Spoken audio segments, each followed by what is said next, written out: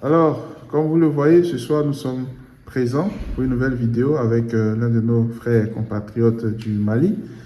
Je pense que vous le connaissez, nous avons déjà fait une vidéo ensemble lorsqu'il était en année de langue, n'est-ce pas, Maïga? Oui, bien sûr. Alors, comment tu vas? Je vais bien, et vous? Et Tomsk, Ça va, ça va bien? Et le temps commence à Oui, l'hiver? ça va. Je vois que tu es un peu habitué Oui, bon. par rapport à avant. Ouais. Maïga, aujourd'hui, nous allons discuter un peu de tes études. Autrefois, nous avons parlé un peu de l'adaptation, de ta venue en Russie et tout. Aujourd'hui, on va parler de tes études. Alors, dis-nous un peu, quel est ton programme d'études?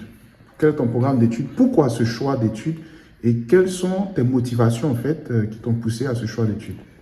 Voilà, avant d'entamer ces questions, je me présente, je suis Mohamed Mega, étudiant malien boursier actuellement à Russie, à Tomsk, à l'Université nationale de Tomsk. J'étudie actuellement à la deuxième année de la faculté. Donc, j'étudie en informatique, voilà, DevOps. Donc, j'ai choisi cette spécialité depuis l'enfance. J'aimais vraiment l'informatique. J'aimais tout ce qui était voilà, de façon électronique. Informatique, on voit que les gens sont beaucoup perplexes. Certains veulent savoir un peu plus sur l'informatique. Alors, en tant qu'étudiant en deuxième année actuellement à l'Université d'État de Tomsk, quelles sont les difficultés auxquelles tu es confronté dans cette faculté, dans cette filière d'informatique, les difficultés?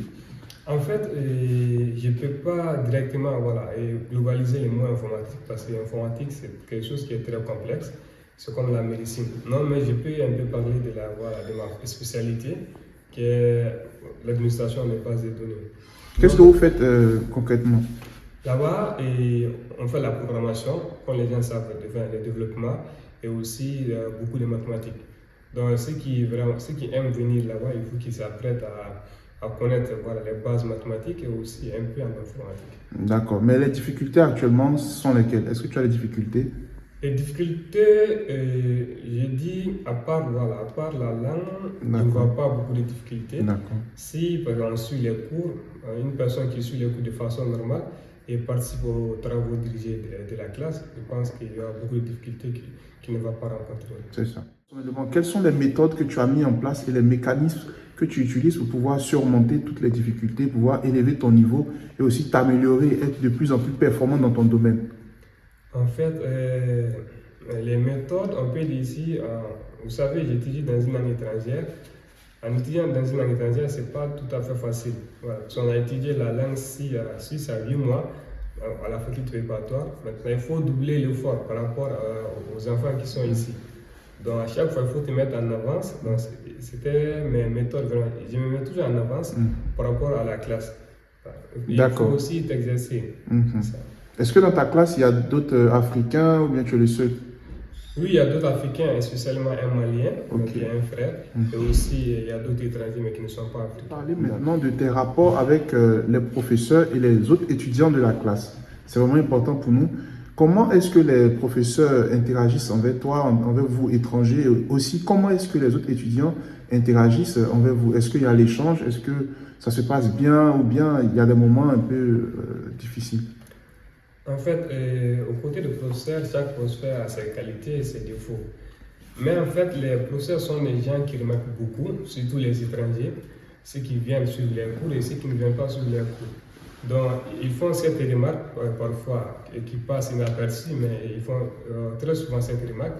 Maintenant, lors des compositions, lors des pratiques, donc, ils vont peut-être, la personne qui suit les cours de façon normale, même s'il ne comprend pas la langue comme eux, mais ils vont lui donner certaines possibilités pour pouvoir valider. Mais la personne qui ne suit pas, peut-être que cette personne aura des difficultés, il va raconter parce qu'il se dit, il ne va pas au cours, il ne suit pas les cours, il ne fait pas l'exercice. Donc, ça sera différent de ce côté. Avec les professeurs, ça va. Ce sont des gens, ils nous aident beaucoup, ils sont gentils. Et les étudiants, oui, c'est tout? Oui, les étudiants, ça va. Ça va, ça va aussi, ça va, parce qu'on travaille ensemble. Tu as l'Université d'État de Tomsk. Est-ce que tu participes souvent à certaines activités de l'université? Oui. Est-ce qu'il arrive souvent de participer à certaines activités? L'année dernière, j'ai participé à plusieurs activités. Cette année, une seule activité, mais j'ai participé à des activités comme le nettoyage général, au sein de l'université même, et participer aussi aux activités sportives. Donc moi aussi, j'étais à la 3e place, j'ai obtenu médaille là-bas.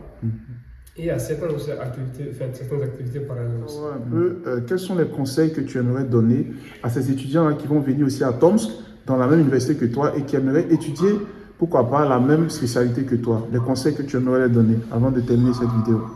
Le conseil que j'ai à donner aux futurs étudiants, c'est juste qu'ils se préparent de façon mentalement d'abord. Parce que quitter son pays natal pour un autre pays, ce n'est pas du tout facile. Ça peut affecter de façon mentale. Donc, ils doivent se préparer de façon mentale d'abord. Et après, se préparer de façon financière. Voilà. Maintenant, concernant les études, avant qu'ils choisissent une filière quelconque, ils doivent s'informer d'abord. Est-ce qu'ils ont une base solide sur cette filière? Voilà. Est-ce qu'ils peuvent faire ou non? Parce qu'il y a certaines personnes qui choisissent une filière qui est vraiment parallèle à ce qu'ils ont fait au lycée ou bien, voilà, au collège. Donc, il y a beaucoup de personnes qui rencontrent cette difficulté ici, donc il ne faut pas eux aussi qu'ils tomberont dans ces pièges. D'accord. Merci bien pour cette interview.